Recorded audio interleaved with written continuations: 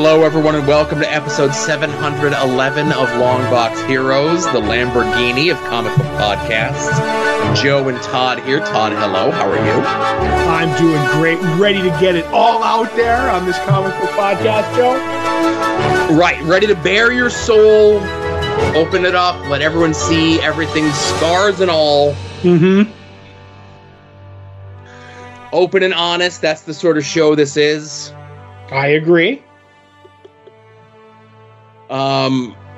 No, I don't know. We got stuff to talk about. So it's hot out, ladies and gentlemen, here in the Yep. greater northeastern Pennsylvania. We don't talk about weather, but it's kind of sapping both of our strength and life force and energy and so forth. That's right. So it should be a short show, Joe. Well, let's get right down to business then. Mm-hmm. Hey, you know what's late? Yeah, everything. Hey, you know who might be getting a new logo? Who? Hey, you know a Kickstarter that's starting next week that we both might be interested in? I do. These are all open-ended questions. Hey, did you know there's a bunch of conventions this weekend? Hey, did you know Beckie is going to take a walk into the 70s and some of the more controversial Lois Lane stories? You don't say. Hey, did you know in what we read this past week, somehow we were able to both read My Bad Escape from Peculiar Island 1 and Doom number 1? Mm-hmm. Hey, did you know we're going to tell you what we're looking forward to coming out next week? We are. Hey, did you know we're going to talk about Secret 6 Volume 3 Issue 4 and Todd and Joe Have Issues? We will. And hey, did you know we're going to talk about the latest episode of Doctor Who that's available streaming on Disney Plus or like BBC if you're like, you know, in one of those European countries? Yep. Joe, give your writers a raise, man. And hey, did you know we're going to talk about some other stuff too as it comes up? Wow, this is a crazy show, Joe. It certainly is.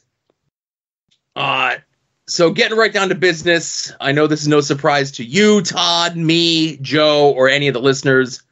But if there is a day that ends in Y and a month that has a something in it and has at least 28 days, Mm-hmm. the Jeff Johns, Mikkel Janine Justice Society of America is going to be delayed yet again. Right. We were announced last week that issue 10 was going to be pushed back yet again from when we talked about it last week. Now it is to the first week of July. Issue 11 allegedly now is the third week of July, and then the August solicitations came out, and issue 12 is now allegedly the last week of August. Right, and possibly the last issue. Possibly the last issue. I think at this point, you know, I know when Johns was at Fan Expo Philly a couple weeks ago, he said that they were like a new creative team was going to probably pick it up after 12. Whether that was going to be continuing the numbering, it definitely sounds like they might just do a new number 1 for whoever the new creative team coming on to it is. A fresh coat of paint for Yes. JSA. JSA saw its shadow, so it's going to be another 3 weeks late. Now, issue 1 came out in November of 2022. Mm-hmm. Remember when we used to do bets on stuff? I think I have the bet cup around here somewhere. Right. I got to find it. But... Right. will issue 12 be out before November of 2024? No. No? I'm taking the over. Okay. No action, no nothing, but I think under general principle, it's going to be close. Like, I would have to go and look at the exact date in November. Mm-hmm. But I don't think issue 12 is hitting that August date, but I don't think it's going to be as late as November. You know what still to this day makes me sad is I missed our Doomsday Clock by like 2 weeks. Yes. That's the one that crushed me the most. But that's why I will never, Joe, I say never bet the over on a DC book again with Jeff Johns. I had to go grab the bet cup to see if that piece of paper is still in there from all that time ago. I don't think it is. It's a Doctor Doom cup that has all the JSA or the Green Lantern rings in it. Right. But I had like a little note of like all these different things that we had bet on. Most of them I lost. That's the opportunity cup, is what you're saying. I'm very sad when I went to Universal this past year, they were no longer selling that. Oh, I'm mad whenever they're not selling Doctor Doom merchandise. Well, hopefully, again, Doctor Doom's making a comeback, right? That's right. He's going to wash away that Kang stank. But anyway, JSA, I really like the book, but again, Jeff Johns doesn't feel like it's a priority for him, you know? What? I'm shocked. Now, speaking of DC and speaking of changes that they're making, there's rumor and innuendo, and very rarely do we discuss a rumor and innuendo, but this is one of the few times where I enjoy talking about it. Mm-hmm. There is rumor and innuendo that at San Diego this year, DC is going to be unveiling a new logo. Right, and it better be one of the old logos, as far as I'm concerned. Yes, it should be the one that's famously called. Stop it! No, the 2005, the pre-New 52 one. No, it should be the DC Bullet, the famous one, the one everybody knows. Don't change a legend, is what I say. Mm-hmm. Come on. But I definitely have a feeling if they're smart, they would go back to the Bullet. Especially if you're trying to like, with, you know, Jimmy Pistol, and you're bringing back, like, you're putting out the Garcia Lopez style guide, and your Green Lantern in the comic every month looks like the classic Green Lantern. Like, it seems like you're getting back to basics. If you're going to do that, give me that old feeling. That's what you want to recapture. You want to get all those old collectors back and maybe bring in new ones. Do good things, Joe. Good things. Now, for a long time, DC was always kind of considered the old man comic book company. Well, right. Where they made, you know, because it was a lot of the legacy characters and stuff like that. And I know in recent years, DC has definitely been trying to, you know, do things to bring in a younger audience. Hip it up. Do you think the kids would... So, first of all, do you think the kids would care what the logo looks like, first of all? And second of all, with a good marketing firm behind them, they could sell that old Bullet logo as something hip and retro to those younger kids as nostalgia. Okay, would the new kids care? It's like, care? No. Like, what gets them up in the morning? I don't know, Joe. But I would say, because it looks cool, maybe you could get them to care. You know what I mean? Like, it's harder to get somebody to care if it's junk. But that DC, you know, Bullet is a tried and true classic that stood the test of time. And like you said, maybe you could, you know, repurpose it and push it and everything like that. And they would end up enjoying it because it's a classic, good looking logo. I don't know. Yeah, I don't know. I still like the pre New 52 one, that, like, the star one. Right. Yeah. They're not going back to that one, though. As long as they don't go to the one that's like peeling. That's the New 52 one, the peeling one. That one sucks. Yeah. I get what they were trying with it, but yeah, that sucked. Mm-hmm. Yeah. So we'll see. San Diego is just 2 months away, so we'll see what DC has planned there. You know, hopefully it's more than just a new logo, right? I can't believe San Diego's only 2 months away. Time is flying, Joe. Yeah. Last but not least, this is something specifically for Todd and myself. We're giving everyone the heads up. I might even include the link for it in here since it's something that we talked about. And that would be the book published by Ablaze, written by Mark Russell with art by Roberto Melli. A story that Todd and I both enjoyed immensely, and that was Traveling to Mars. It just wrapped up here recently, maybe within the last month or so. I know the trade paperback is out as we speak. But they are starting a Kickstarter next week to do like an oversized hardcover of it. Right. And they're, and obviously you can get the digital versions, you can get hardcover, slipcase, signed, personalized book plates, sketches, shirts, and all sorts of other things. Mm-hmm. I don't know. That's pretty cool. I really like this book.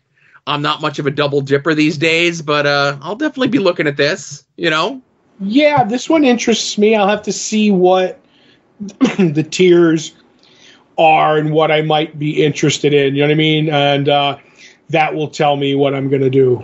Because maybe if there's I don't know, I'm out on art, Joe. Maybe, but you did, offers of sketches. I think it's different if you get it with a hardcover. It doesn't break one of my rules. Right. Because you're buying the hardcover and the sketch comes with it. I get it. Exactly. It's like, when they give you, like you buy the peanut and they give you the bottle of water free, like, because they're not allowed to sell water, like that deal. It's like, I'm giving you, you're buying them, but you're getting the sketch. So it's all legal and above board. Yeah. So again, that's interesting that they're doing it separately, outside of whatever Ablaze is doing. But I guess that's what you could do when you, you work with an independent publisher. Right. You retain the rights to it. Ablaze is a smaller company, of course. Obviously, they may not have the manpower, wherewithal, funding, or whatever to do an oversized hardcover collection, etc. So again, Kickstarter might be the way to go. And like I said, we're both Mark Russell fans. I'm excited to see what the extras are. Even just a shirt might be enough for me. Right. Maybe a pin would be good. No, stickers. That's where you go. I know you do love stickers. So there are conventions this weekend, as I mentioned at the top of the show. There's a bunch, actually, all over the United States. Mm-hmm. We have mostly like out west these times. It's not like it's hot enough already. Right.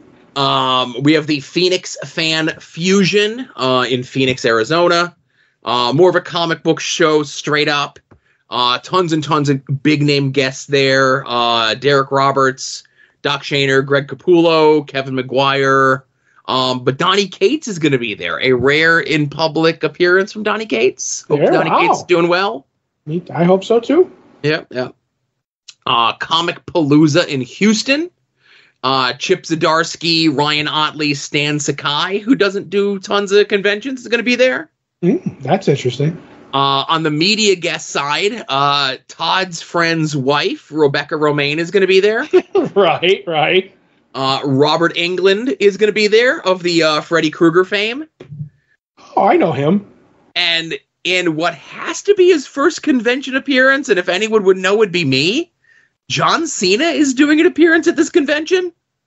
Listen, I guarantee you, if you go to that concert, you won't see John Cena. Oh, boy. What? They have a special toy out of John Cena where it's wearing like the outfit, the shorts, the shirt, and the hat. Right. But it's like a translucent figure. Oh, that's fantastic. Yes. That's marketing, baby. Mm-hmm. And then we have GalaxyCon in Oklahoma City, Oklahoma. Jim Shooter, Mark Wade, Stephen Englehart, Kevin Nolan, Tom Grummett, Ron Mars, some of the biggest names of the 80s and 90s from creating are going to be there. But when I think media guests, I can't think of a better 1, 2, 3 punch than Anthony Starr, George Takei. Oh my. And star of Rocky Horror Picture Show, Spin City, and Megaforce, Barry Bostwick himself. Joe, I want to fly to this con. He's helicopters de-iced. It's ready to go. I was going to say, he's doing Raleigh this year, North Carolina, and I'm a GalaxyCon, and I think that's the one I may go to. I'm going to see if I could get your other co-host to go with me, because I think who's the Sensei Lawrence? Who's that guy? Oh, William Zabka. Yeah. He said any con he's at, I could get him to go with me. So the next Barry Bostwick one with Larry Zabatica, we're going to go to. You got to look up what the grease content at some of these conventions are to get your Porch Talk co-host to leave the house with you. If you listen to the latest episode of Porch Talk, he did say that's the guy at a Comic-Con. He wants, because I think he has to get a figure signed by him or something. I don't know. Gotcha. We'll see. Now, again, I wish Barry Bostwick had a better social media presence. I agree, Joe.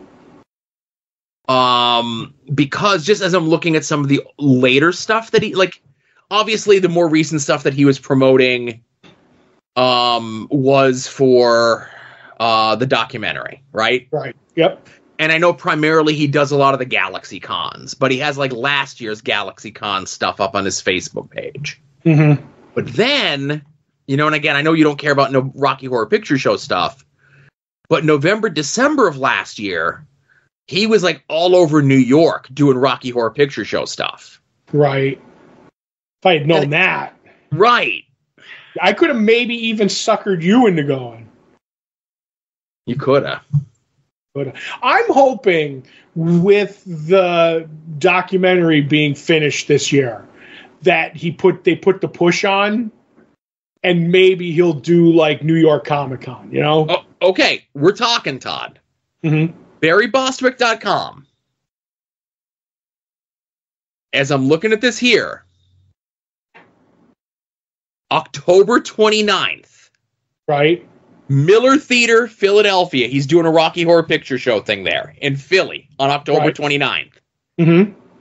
Okay. Philly's about as close as it gets. Yeah. I mean, that is enemy territory. Right. Attention deficit criminal town. But I would put on my flak jacket and go see Barry Bostwick. Yes. Oh, if I had the headband by then, have my lighter, so good. Get your Mark picture at Barry Bostwick. I'm telling you, and I told you how I want to do it. I'm like, Barry, I'm paying you twice.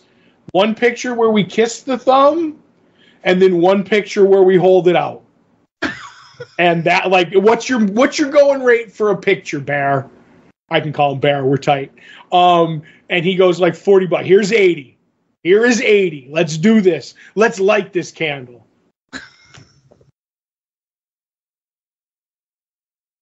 I'll make a note of myself. That actually might be something I might we could make a trip of it, Yep. April and I go for the Rocky Horror Picture Show stuff, and you go for the Barry Bostwick stuff. Well, I mean, I'm winning that competition right there. All right. Well, we have the links to all of those conventions in the show notes accompanying this episode, along with information about the soon-to-be-named network at soon-to-be-named-network.tumblr.com. Anytime any of the shows go live, of course, you could find them at their own individual sites. You could find them through the podcatcher of your choice, or the one handy-dandy stop for all of them, soon-to-be-named-network.tumblr.com. And that includes, of course, this show that you're listening to today, Longbox Heroes After Dark, Puzzle Warriors 3, Profane Arguments, We Need Wrestling, Final Wrestling Place, At Odds with Wrestling, Wings on Wings, The Returning Porch Talk, and Ed hasn't threatened any new shows in a while, so he's probably forgotten about that. Right. But if it happens, you can find it over at soon-to-be-named-network.tumblr.com. Be sure to check out some of our other friends in and around the internet and the stuff that they're up to in the world of comics and otherwise. Go check out our good friend Mike Sterling's blog over at progressiveruin.com. Go check out our friend Kevin's blog over at helionsteam.com. Go check out Rick Williams' The Chop Shop at freekaratechops.storenvy.com. He's got a whole bunch of sci-fi fantasy inspired little figures and pins and stickers and all sorts of things like that. Go check out Jason Sandberg's Jupiter over at his Indiegogo, which is still available to purchase a la carte, as well as Chris Runt's Battle Monsters at fortressofcomicnews.com. Go check out our friend Davey of the band Cave People, his self-published comics over at cavedomaincomics.com. And if you do not have a comic book store in your area, or you do not have a good comic book store in your area, let our store be your store. Comics on the Green. We have the Facebook page linked up anytime the books come in. The Twilight is coming, where there will be Tuesday and Wednesday books, and everything will just come on Wednesdays again like it was meant to be. Mm-hmm. You could sign up for their mail order subscription service. Get your books mailed to you weekly, bi-weekly, or monthly. And if you do, there's a chance you can get a sketch on the package from our good friend Beckie, who we're going to turn things over to now for my Walk Down Lois Lane. Welcome back to my Walk Down Lois Lane. So, last week I told you about Rose and Thorn, and I talked a little about the 1970s tonal shift in the Lois Lane comics, where they swapped out some of the wackier stories for realistic on-the-street tales, including things about racial relations and the women's liberation movement. Over the next couple weeks, I'm going to tell you some of the more infamous ones. And before I start anything, I want to have this disclaimer. These books are from 1971. They are a wee bit tone-deaf. Keep that in mind. I am going to try to tell them as factually, but as sensitively as possible. And I want it on record that I'm not telling you these tales because I think they're funny or should be mocked. It is more so that they're very interesting, because when you compare the Lois Lane from the 50s to the mid-60s, and they're wacky and fun, and then you compare them to now, it is vastly different. So, let's start with the most well-known, sought-after issue. That is 106 from 1971. It is the most expensive Lois Lane comic if you are back issue diving, and it is also known as the Curious Black issue. So, let's dive in. Lois is bragging to Clark that she has an assignment where she's going to Metropolis's neighborhood known as Little Africa to speak to some of the residents there and write a story talking about their day-to-day life. When she gets there, the residents refuse to speak to her. They turn their backs and they walk away. There's a man speaking to a crowd, and he yells to her that she's white, and he says, and I quote, "She will let us shine her shoes, sweep her floors, babysit her children, but will not let our kids into their lily-white schools." And says it's probably okay with her if we live in rat-infested slums, and the only reason she's coming to talk to them is because she wants to write a nasty article about them. Superman is following her from afar because he wanted to make sure she's alright, because, you know, she's Lois. Superman finds Lois defeated on a bench, and she says the entire neighborhood won't speak to her because of her appearance. So Superman gives her an idea. He takes her to this machine that was built by Darnell, the Kryptonian surgeon, back in Lois Lane issue number 90, and tells her he can change her appearance if she wishes to go undercover. She agrees, and he pulls the switch. Superman tells her that she will be black for 24 hours, so to get moving. She said she's got it, but she's got to change into a more appropriate outfit. It cuts to Lois in vintage African attire in purple, because they just decided in the 70s she was going to wear purple. And she makes her way downtown to Little Africa. She is denied cab services. She is stared at on the subway. And she puts out a fire trap because the slumlords refuse to remove the garbage from the neighborhood. She meets a woman who invites her in for coffee.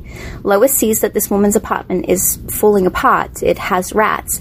And while the woman is telling Lois she cannot afford clothing, rent, or food for her children, Lois is touched by the woman's generosity towards her, especially since she doesn't have much. Outside, Lois runs into the man who was yelling at her before, and he's talking to neighborhood children about having pride for yourself, pride for your loved ones, and pride for your neighborhood. His name is Dave Stevens. He becomes a reoccurring character in later issues, but for now, he and Lois try to stop the 100 gang, drug dealers in the neighborhood, trying to persuade black children into buying and selling for them. During all the commotion, Dave is shot and Superman appears. He defeats the men and takes Dave to the hospital. Dave is O negative and needs a blood transfusion, and Lois offers her blood immediately because she's a match. While sitting there, looking at an unconscious Dave, she thinks about everything she has seen today, and goes to speak to Superman in the hospital waiting room. She asks him if he would love her if she couldn't change back, because she would be considered an outsider.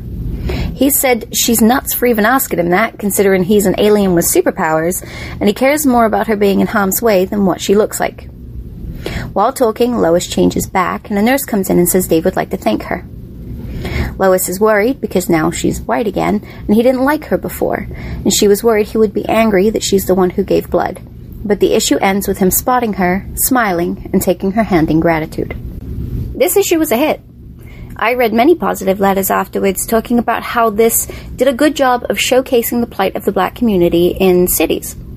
So this gave the editors the ideas to add Dave and then Tina into the Lois Lane comics as series regulars. And next week we'll talk about how he becomes the first black writer at the Daily Planet. So tune in next week as we discuss more Lois Lane from the 70s. Now, I do appreciate Beckie taking the time to attempt to absolve herself, and us primarily, of any sort of negative connotations that people may have in regards to these issues of Lois Lane. But again, I think Beckie has proven herself in the past, and we have proven ourselves here as well on the show when it comes to these sort of things, to not make light of them or to present them in a negative light, to present them as factually as possible. But I always like that I learned something new, and that in Metropolis there was a section called Little Africa. Yeah, well, I mean, didn't know that. What part of the country doesn't have one? But I will say I'm with you. I think this was once again a very educational piece, and I don't mean that like jokingly. And she did handle it very classy. And it was an interesting thing because I know of the issue, but right. I think most people know the cover, right, or heard of it. Yes. And I think that was an excellent recap. Do you know what I mean? Yes. Fascinating. I look forward to more of these, and I find it amusing too because people, like, somebody just ordered a bunch of. She was on Twitter. Astro Zombie just ordered a bunch of Lois Lanes from Comics on the Green, and I feel like my Walk Down Lois Lane may have attributed some of that, Joe. Mm-hmm. And then in the Discord, I had to tell her because she's not in there, that thanks to Walk Down Lois Lane, Bullpup Calder in the Discord is now obsessed with Baby, Super Baby from the Superboy comics. Yes. And I ended up showing it to her, and she's like, you screen cap that and send it to me.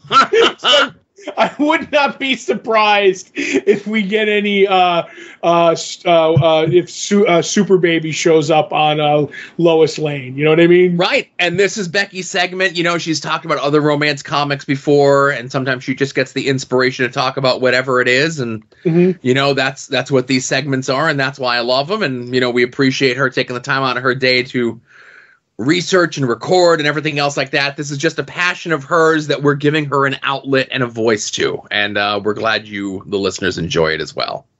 You can't put Beckie in a cage. She's going to go where she wants to. All right, well, Todd, enough about Lois Lane. Let's get into what we read from this past week. Where would you like to begin? I'm going to start with the book I was looking forward to most, which was Doom, art, plot, and script, because this is the way it's in the book, by Sanford Green and Jonathan Hickman. I would almost equate this book, even though it's not in the title, to one of the Marvel The End books, because this is more of a what if book. In the future of some time of the Marvel Universe, Doom has been busted up real bad, and Valeria, Reed's daughter and Doom's goddaughter, goes to find him to get him to recoup and re-energize him because they need him to take on again Galactus, because something has gone on with Galactus, making him even more ravenous, and he's destroying the universe faster. And Doom tried to take him on, but it didn't quite go well because he had miscalculated, and he won't do that again. So this is Valeria explaining to Doom what's happened in his absence and where everything stands now, and then slowly building him up to take on Galactus again. And it's told from a little bit point of Val's point of view and a lot of Doom's point of view. And I saw a lot like maybe this was less Jonathan Hickman, more Sanford Green. it doesn't matter. Whoever wrote most of this and did the Doom parts really understands Doctor Doom, so I'm fine with that. Loved it. Loved a lot of his dialogue.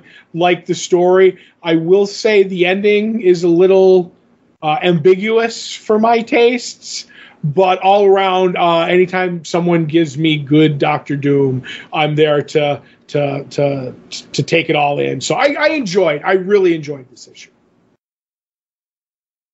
Okay. So I like this too, right? I thought this was a very pretty looking book. Obviously it's ambiguous enough that it kind of sort of fits in any sort of timeline that it really needs to fit into. Right. As you mentioned, is this a possible future end for the Marvel Universe? Maybe. I don't know. Whatever. Mm-hmm. If you can tell a good story, that's fine. Now, the part I want to talk about is less the story itself, which is very good. If you like Doctor Doom, if you like, as Todd mentioned, those The End stories, pick this up. So the creative team on this is Sanford Greene and Jonathan Hickman. Mm-hmm. So Jonathan Hickman, in doing publicity for this, because he has I think just recently he had announced that he's doing like a Wolverine team-up book, like the first issue is going to be him and Greg Capullo. Right. So in a lot of the press that Hickman has been doing about this book, people have been asking about this. And Hickman has more or less said, yeah, this was mostly Sanford Greene's book. He liked an idea that I planted in my Fantastic Four run, which was 10 years ago. Mm-hmm. And he wanted to kind of expand on that. And he asked me if he could. And I said, sure. And because of that, Marvel wanted to put my name on the cover of the book. Right. But that's really all he had to do with the book. This is all Sanford Greene. Mm-hmm. And that reminds me of how long ago it was when Jonathan Hickman, back when he was nobody, right, did Secret Warriors at Marvel. And this was during Siege, maybe? Right. Was Secret War or Secret Warriors? Secret Warriors. Okay. And they advertised the book as being written by Brian Michael Bendis and, at the time, a hereto unknown author by the name of Jonathan Hickman. Mm-hmm. And this is when, because the reason I remember, because Bendis was doing Siege at the time. And Siege is what wrapped up Dark Avengers? I think so, yeah. Right. And this spun out of Siege, and that spun out of that. And because Bendis was behind Dark Avengers and Siege, Marvel wanted to put his name in the book. And Bendis, in all the interviews that he was doing at the time, said, I have absolutely nothing to do with this book. But because Hickman is a friend of mine, and I'm the one who kind of got him the job to do this book, Marvel wanted to put my name on the book because they thought it would sell better with my name on the book than his name on the book. But I got nothing to do with this book. Mm-hmm. And it's interesting to see how far along Hickman has come, that he's the guy now that they put on other people's books, where all this person did was took a germ of an idea from a book that Hickman did 10 years ago, and Marvel is like, this Doctor Doom story won't sell unless we put Jonathan Hickman's name on the cover. Right. Or will sell better, at least. Or at least they'll sell better. Right. Which is crazy to think about in just the way that these books are marketed and who gets credit for what. Right. And I think it's really cool. Like, you kind of get the idea that, like, oh, Hickman was like, yo, he did this for me. Well, I'm going to do this for him. You know what I mean? Like, and then just say it, in interviews, so there's no misunderstanding. That's passing the torch. You know what I mean? Yeah. Hopefully this guy will be the next Hickman. You never know. You never know. At least from his art, I get a strong Daniel Warren Johnson vibe from it. Right. Yeah. Yeah. So. And, so this was good. Like I said, obviously it's a bigger book, so it's a little pricey, but it is what it is. If you like Doctor Doom and you like interesting stories and ideas in that world, then definitely check it out. Mm-hmm. So the other book that we both read from this past week was from Ahoy Comics, My Bad, Escape from Peculiar Island #1, written by Mark Russell, with art by Shannon Wheeler. Right. Okay. Now, there was some discrepancies last week, some accusations being thrown around last week, that I somehow lied in regards to this book. That this book wasn't coming out because it wasn't on the previews order list, right? Mm-hmm. But it was on the lunar order list, and I picked up my books. Usually, if I have a standing list, a monthly pull list, but I also have a weekly email that I send to a retailer and say, like, hey, these are the covers I want for stuff if you get these particular covers in. And if there's a book that I think is coming out and it's not, he tells me, it's not on the list this week. Okay. I never got that email about my bad. I knew it was coming out. Everyone doubted me. Called me a liar to my face.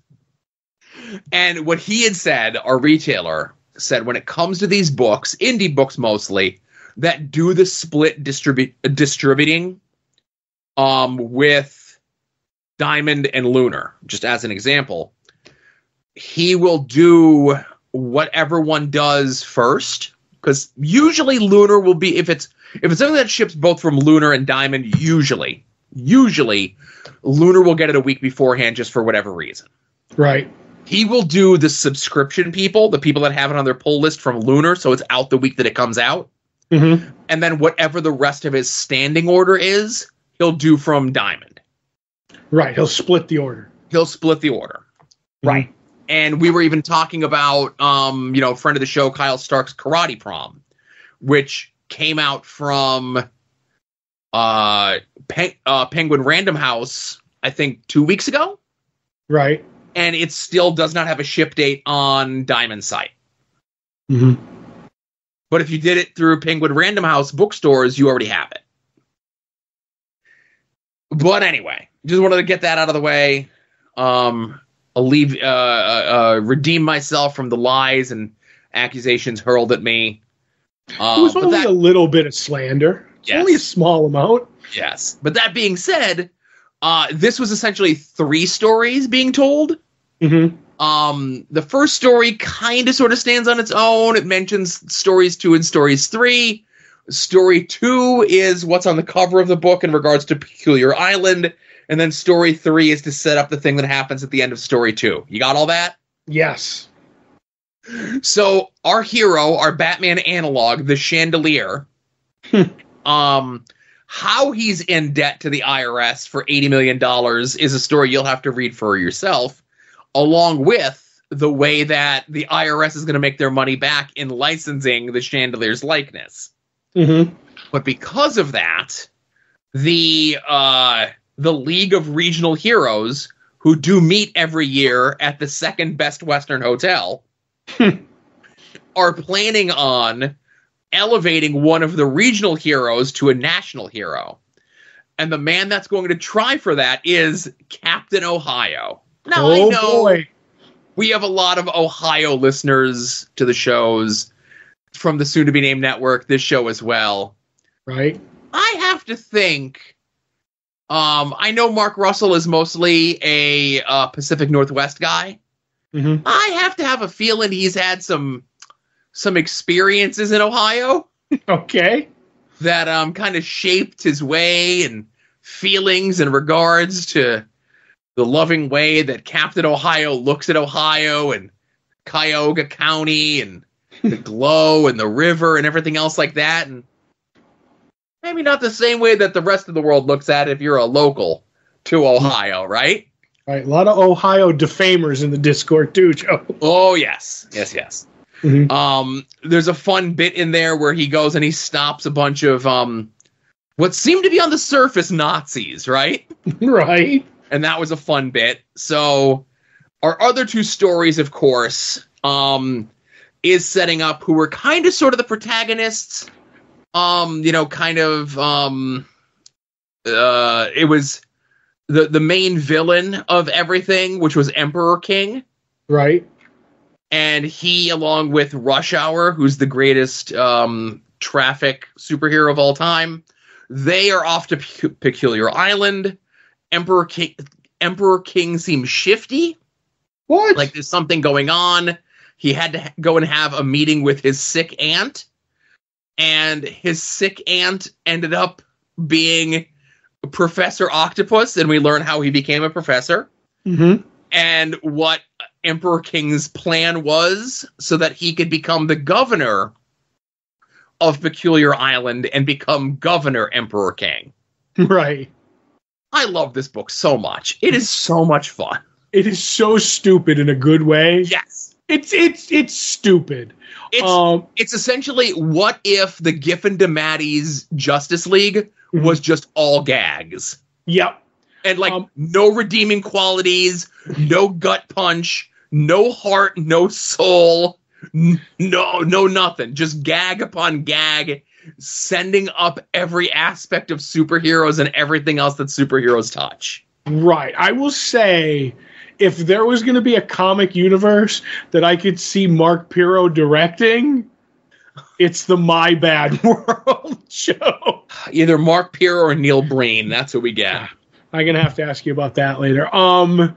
But I'm glad to see Professor Octopus, Doc Ock done right. Oh, so good, Joe. So finally, somebody gets an octopus character right. I'd say he's more of a squid character than anything else, but I get you. He's not Professor Squid. He's Professor Octopus. He's the omnipotent octopus. Oh, my God. Yeah, the superior octopus, as far as I'm concerned. Oh. That was a book. We did a Superior Octopus miniseries. There you go. But yeah, so My Bad is such a fun book. If you missed it last week, and you probably did because only good comic book stops get it on your pull list, but definitely one to check out. Mark Russell, just this is the stuff that I love when he does. Not to say that the other stuff that he does, but if I took an overview of all the stuff that he's done, I think you, Todd, would probably pick Traveling to Mars as your favorite.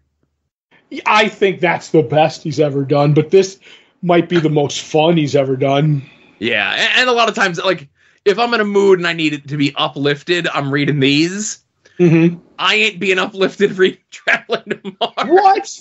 Uplifted to Mars kind of a deal. Oh, my goodness. That's right, because it's about a man who just goes to Mars. That's essentially a modern-day take on Total Recall and nothing else. Exactly. Yeah. It's exactly what it is.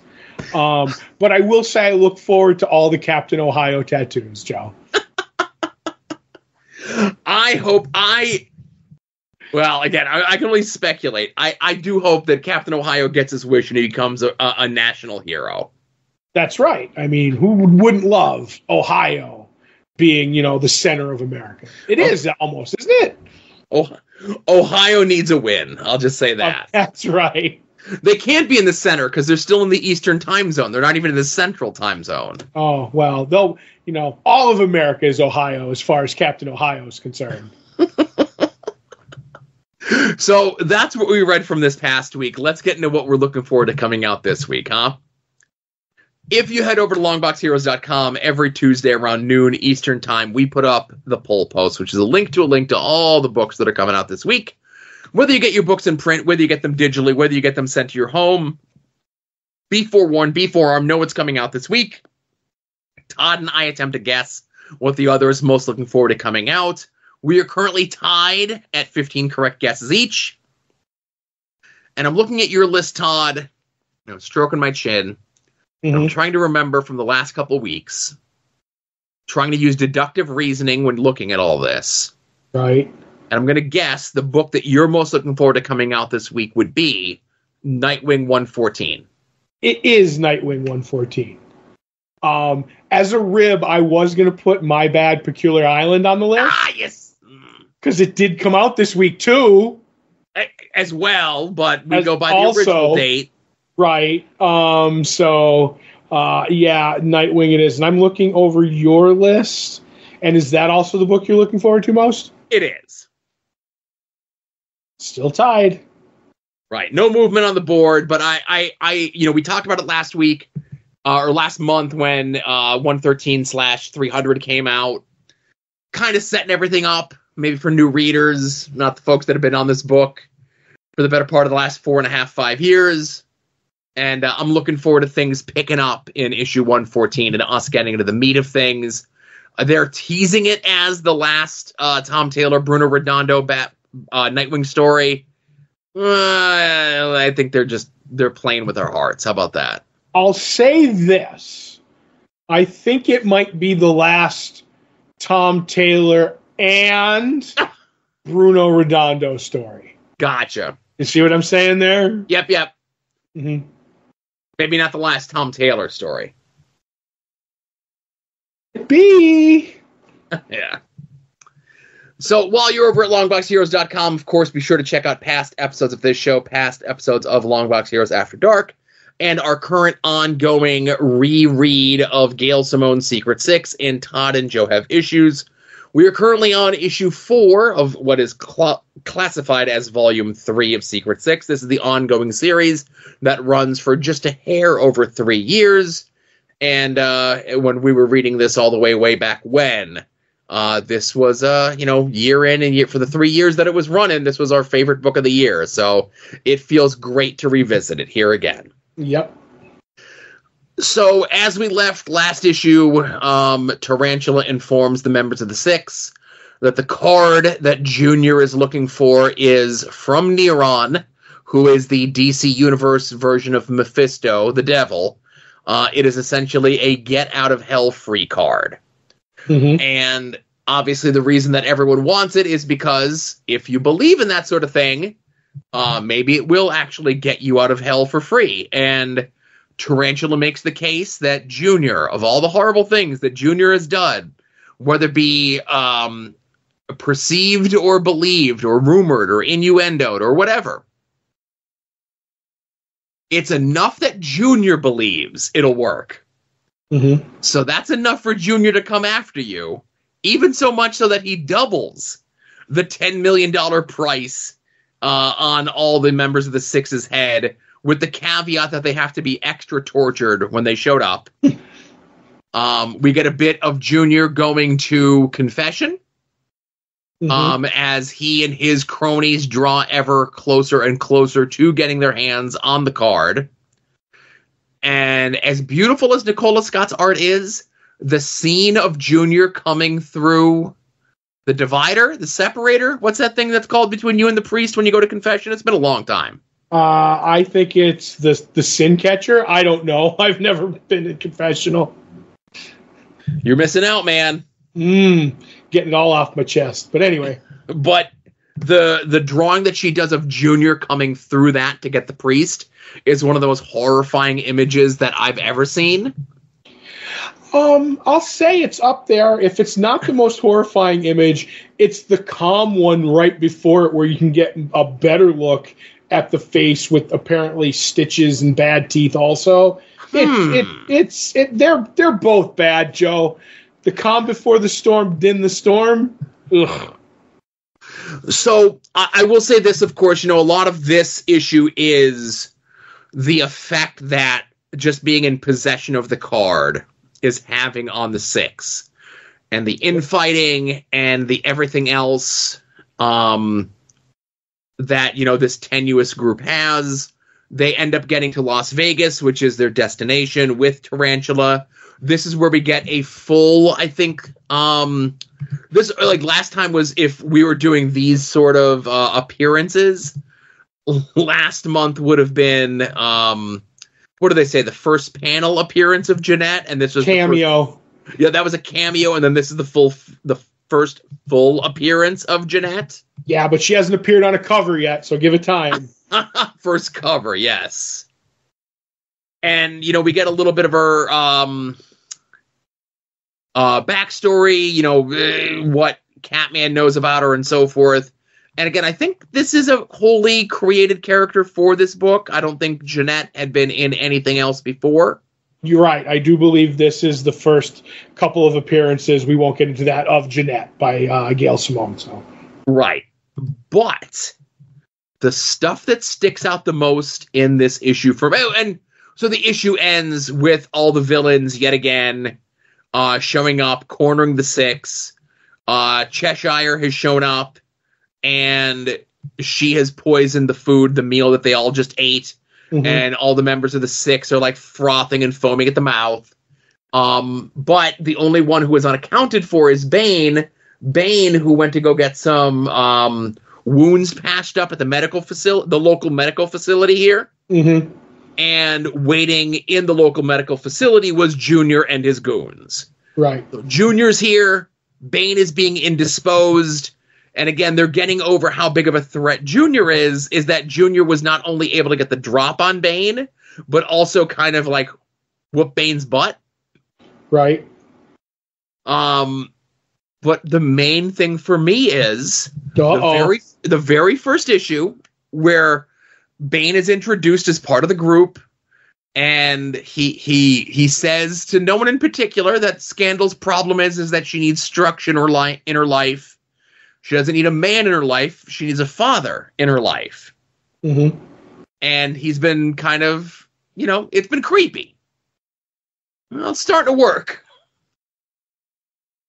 Right.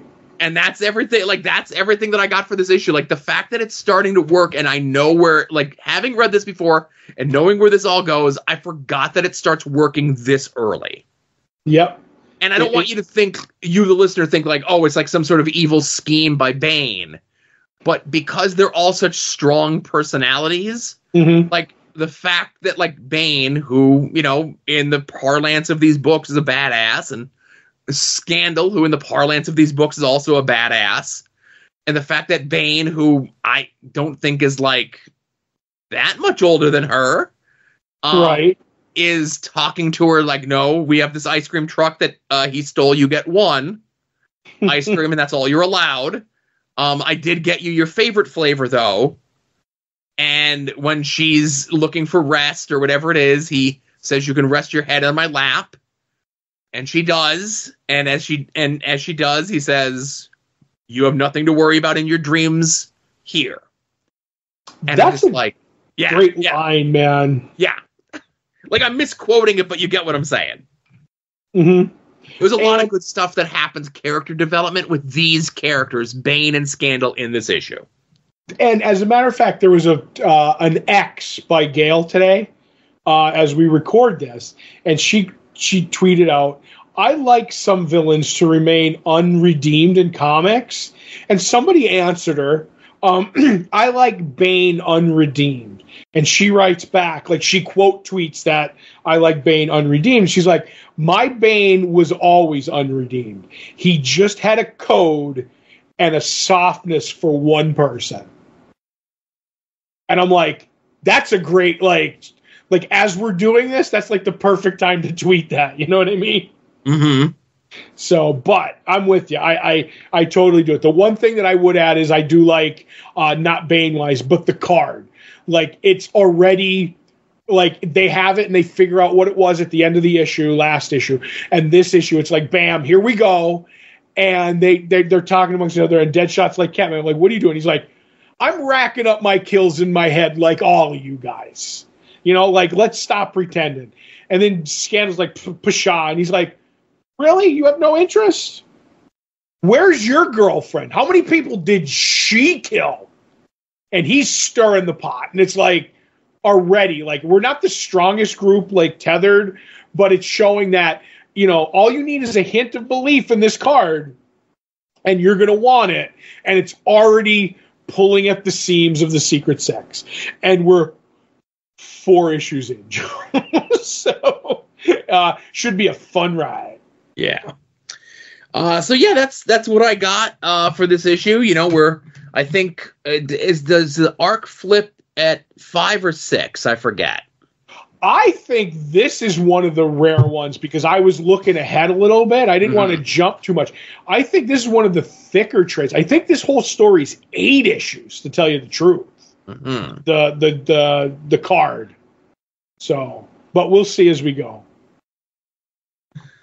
Yeah, because again, like, obviously this issue 4 definitely feels like an end point, Right, it's not. like a cliffhanger-y sort of thing. Mm-hmm. Yeah. But hopefully you're reading along with us. I know we're about a month or so away from the omnibus coming out. Hopefully everybody picked it up just like we told you to. Right. And yeah. We have issue 5 for next week. I'm excited. I can't wait. Looking forward to it. So, trying to think what else we have to do. Oh, okay. The rest of the plugs.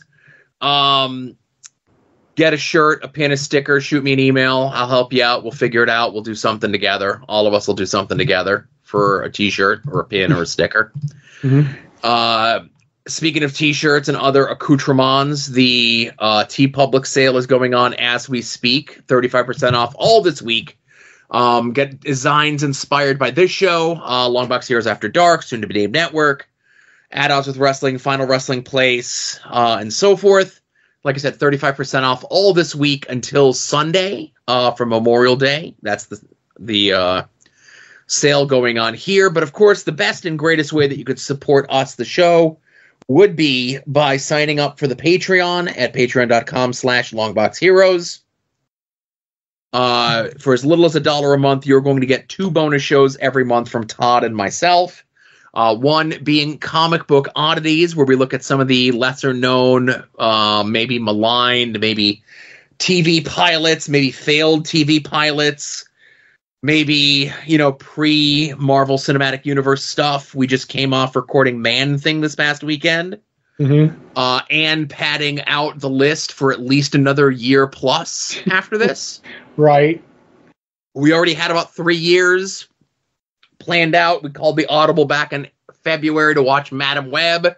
And then I think we added about 14 new subjects that are easily accessible. And it's only because it was stuff that it was accessible. Accessible. The other show, of course, is Previewing the Past, where we look at 30 years ago this month's previews catalog.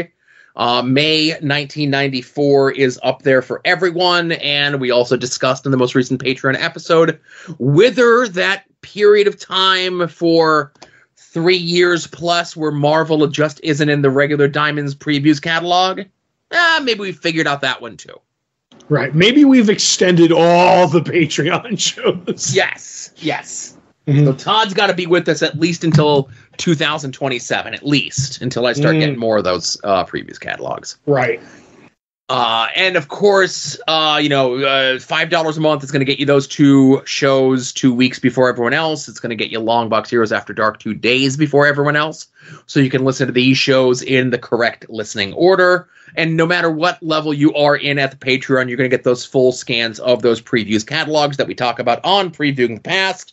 Expertly done, high quality scans. Even if you don't get a chance to listen to those previews in the past, they're kind of time capsule. We try to keep them, as just focused on what's going on in those catalogs. Of course, at the time, they do end up being primarily 3 hours plus, and that is a lot to partake. That being said, nothing's hurting you from going looking at the previews catalogs, looking at those covers to see when you started reading comic books and just thumbing through that previews to see what else was going on in the world of comics when you started reading comics. And that'll inspire you to listen to those episodes, I'm sure. I'm certain of it. Yep. So now, I guess we turn things over to Todd to start things off here to discuss the latest episode of Doctor Who. Right, which is called Boom, written by Stephen Moffat, possibly the greatest writer for Doctor Who, and especially the last, definitely during the new run. So I had high hopes for this one, and it starts out on this planet in the future with these, soldiers, and one's hurt. They're at war, and the machine shows up that's a nurse, and after the one guy's blind, the other guy's steps on a mine and gets killed. We get to see how all that works, because that may come into play. And then the machine is a nurse and says the guy isn't optimal for battle because he's hurt, and it'll take too long for him to heal, so they're going to take care of him. And we find out that he has a daughter and friends in the army, and he gives her a message, and realizing that he's going to die. And that happens as the doctor shows up, and he hears the guy scream, goes out running to hear what's going on without Ruby, and accidentally steps on the mine because it's reusable apparently, that the main guy stepped on. And we end up, that's the rest of the episode is Ruby to help the Doctor get off the mine, as we find out about the rest of, they're called the Angelic Marines, I think. And we find out about the guy who died's daughter and some other people in his platoon. She has a friendship with another soldier that she doesn't realize that he likes him, and that's like filtered throughout the episode. Basically, the Doctor's trying to get off the mine because he can control what, it kind of sets it off. It's adrenaline and stuff like that. And he asks Ruby to help him because he has 1 foot up, and she finds something to give to him so he could step down. And we end up finding out that it's the remains that when the nurse robot killed him, it's his urn remains and a jaw. Casket. They call it a casket. Right. And I have to say, it's got his name on it. And you look at it, it's gross, but not too gross, but kind of really cool looking. I actually thought that was a great little prop that they ended up using. You know what I mean? Like to be someone's remains, if you will. So as you're saying, it looked very grotesque. Even the one looked like it had an eyeball on it. Mm-hmm. It looked like essentially it was, if you've ever seen the Teenage Mutant Ninja Turtles movies from the 90s. Right. The canisters that the ooze come in. Mm-hmm. It looked like one of those, but the middle part that had the ooze in it, which was metal, and had like a green glowing substance in it. In this episode of Doctor Who, it was skin. Yes. It's like, and I'll say flesh. This. Right, it was human flesh. And the difference between this being Doctor Who, essentially a show for babies on Disney Plus with, I think, a PG rating, and this being a David Cronenberg body horror thing, was the wetness of that skin. Yes, very good description of what it looked like. So Ruby kind of has to help the Doctor get his foot down by handing him the remains. And I did like that. He's like, just throw it. And she's like, no, I'm going to help you. And anytime, like, this is the way with Doctor Who, they always get the companions over. It's like, no, like, this is dangerous, but I'm going to help. And it always makes me feel like, boom, like that you're a good person. You're a brave person. And even tells that to her. And they end up like kind of fixing it. And she kind of gives them the description of the mine and everything. And I do like, as an Easter egg, he ends up naming the company that makes it as Villain Guard. And that goes all the way back to the first season of the new Doctor Who, when we met, I can't think of his name. He was from Torchwood. But he ends up talking to the Ninth Doctor about like this gun that he has. He's like, oh, that's from the Villain Guard, munitions place. He goes, that place is gone. Somebody went there and destroyed it, implying that he did. So like this has been a running thing through Moffat's story. So I did like that. And through that, the daughter shows up because she got the message from the nurse that her father was dead and where the body was. She shows up, which brings Monday along, the female soldier, and the casket has like an AI hologram in it, which kind of messes things up because the daughter, thinks it's real and wants to talk to him and everything. In all of this, the problem I had the most was how annoying the daughter could be at times, like not realizing we're in a war and like, oh, I'll just look at pictures and be happy. I understand she like lost her father and she slowly figures it out. But I was like, I think the daughter was, until later, almost an unnecessary part of the story, if that makes any sense. I have a feeling the daughter was supposed to be younger than the actress portraying her.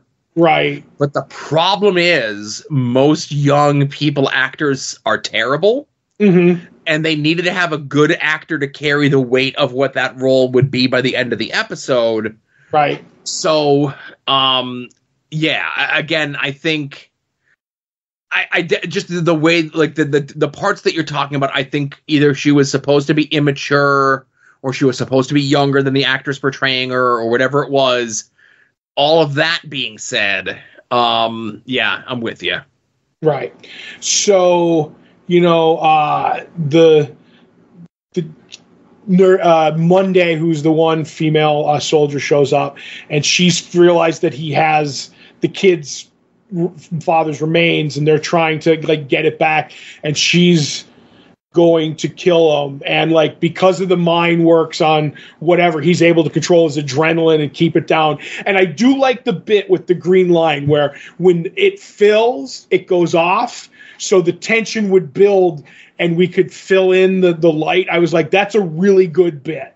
And he tries to stop, and then he realizes how the mind works, and he says, well, I'm a Time Lord. If I go up, I'm going to crack this planet in half. And she slowly starts to figure it out. So she comes on board. And that's when the nurse shows up and hooks itself to the doctor. And he's like, this is bad, because the nurse is like, you're not part of our thing. And while this is going, the doctor is slowly figuring out the war. He's dropping hints about what he sees. And they're like, all right, we got to stop the nurse. So Monday tells Ruby, shoot me with the gun. I've set it to stun, and that will distract because it's attracted to battle, and we'll do it. And she's like, okay, that's a great idea. And she goes to shoot Monday, and in a great bit, the guy who likes Monday shows up, Kanto, and shoots Ruby because he thinks, they're at war. And she ends up starting to die. And the nurse scans her and says, oh, I know who this is. She's 3,000 years old because it's the future. And I like that Ruby is dying. And it says, well, my information is your kin, your relatives. And all she wants to know is her relatives. And the doctor's losing his stuff because she's dying. And that's when he kind of figures it out, that the group that does the munitions, Villain Guard, is making these people fight just to make money because they make money off the munitions. There's no evildoers. There's no other people on the planet. It's just doing it for profit. And he says, you have to surrender. And she goes, I can't. Well, then you have to find proof and send it to your superiors. And she's like, it doesn't work that way. I don't know how to do that. And they end up using the AI and the hologram of the father to go into the nurse robots and thereby the whole thing and go to find proof. Right, because the doctor is holding the casket, the flesh casket. Right. He's got the things hooked into him from the nurse. Mm-hmm.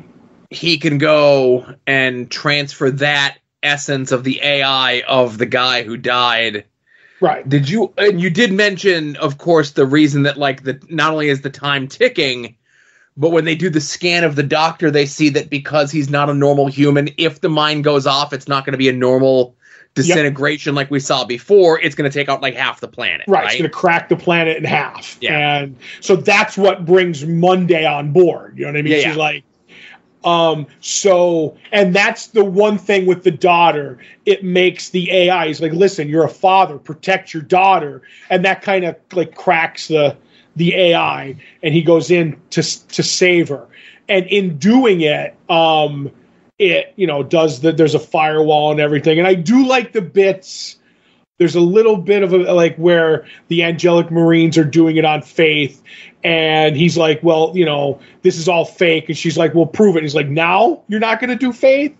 And the whole thing with the robots is when something goes wrong, to help, it's T's and P's show, thoughts and prayers. Mm-hmm. Was a nice little bit. But in the end, the robots fight back. But in the end, the father AI ends up overpowering it. But in it, Monday and Kanto have a nice conversation, and he ends up, confessing his love, and the robots fight back and ends up killing him, and she realizes what she kind of lost. And I like the bit where she's talking to him after the explosion, and she thinks he's still alive, but we know it's probably an AI version of him. Mm-hmm. And I was like, that's a great little bit. In the end, the father wins out as the AI stops the robots and shuts everything down. And Monday is going to take care of Splice is the daughter's name. And they pretty much stop the war. All around, I kind of really like, this is the best Doctor Who's been in a long time. I'm a big Moffat fan. I thought this episode was great. Well, we're only 4 episodes into this current season. Mm-hmm. I will say I like this a lot. I liked last week's second episode, the one with the Maestro, better than this one. Mm-hmm. But I will give credit to Stephen Moffat, who you said the writer was, that they were able to introduce 4 new characters in this episode alone that had no previous connections to anything previous. The only relationship they had was to each other and what was presented in this episode, and in 44 minutes made you care about all 4 of these people and were sad when 2 of them died. Yep. And I think that goes to some expert storytelling. I think that goes to the strength of what this show could be. Mm-hmm. Sure, the sci-fi nonsense, the mumbo jumbo and everything else like that. Technically, this, outside of like maybe one scene of the little girl's slice back at the base camp, right, all of this takes place in that little trench where the mine is. So like this could be a bottle episode, right. But I liked it. It was really good. Listen, I'm not the Doctor Who person that you are, but I've been enjoying what I've been watching. Right. And I will say one other Easter egg really popped me. The song the Doctor was singing throughout, like he uses it to like time the handoff and this and that. Try to calm himself, and sure. In the song, he sings, and it's a real song. He says, the moon and the president's wife, right? There's another famous Moffat episode with the 12th Doctor. That's Capaldi. And there's a rumor on Gallifrey that a great Time Lord once ran away. And the reason he ran away was because he stole the moon and he kidnapped the president's wife. And when Clara asks him about it, she's like, because it kind of implies it's the Doctor. Like maybe that's why he ran from Gallifrey all those years ago. And he goes, no, that's mostly made up. He never acknowledges it's about him, but he says, no. But he might. I can't remember now whether he says I did it or the person did it. Was no. They didn't steal the moon. He actually does. He says I misplaced it, and it wasn't the president's wife. It was the president's daughter, which implies that it was never his granddaughter who he ran with. It was the president of Gallifrey's daughter who was also unhappy on Gallifrey. And he's like, all right, you can come with me. It's never touched on again. And he's singing this song, and Moffat wrote both episodes. That's not a coincidence to me. Do you know what I mean? Like, I feel like that's definitely thrown in for somebody for me who remembers. And possibly another payoff, if that makes any sense. Okay. That's all. Just something that I noticed. And I know you had mentioned it before. Obviously it didn't even dawn on me when they said that Ruby was like 3,028 years old. I'm like, oh, that's because they're in the future and they're going by like her actual age. But right. Obviously the bit where they tease who her relative is. Obviously that's in there for that continuing thread where we're going to continue to get hints about that all throughout this season, I'm sure.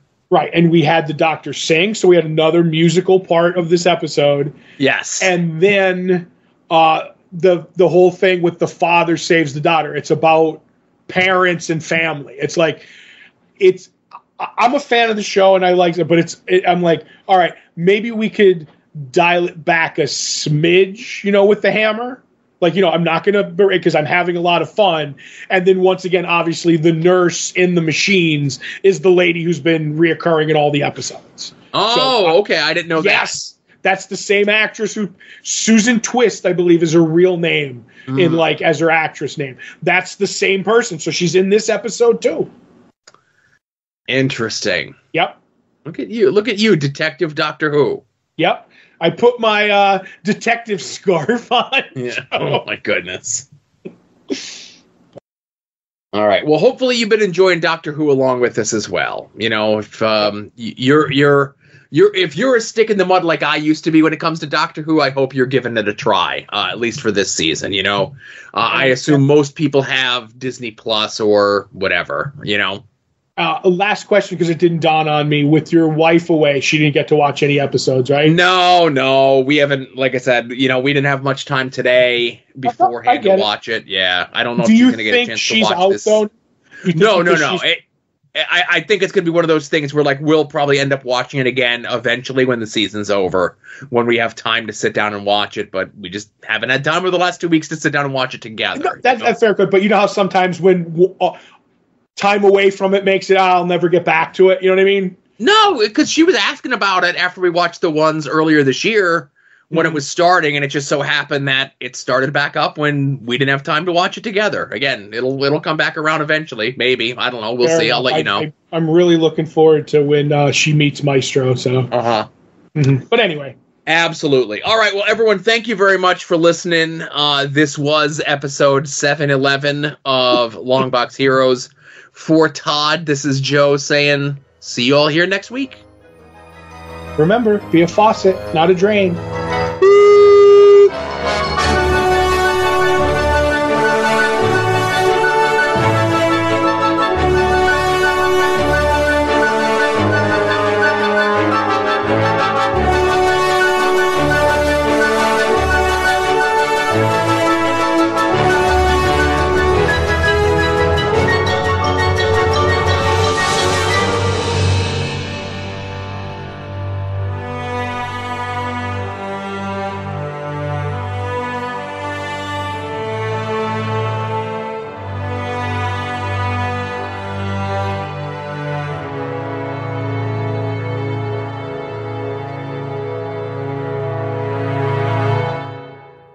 You're listening to the soon-to-be-named network, the Lamborghini of podcast networks. The Rob is a Longbox hero. The Rob is a Longbox hero. He gives us five stars.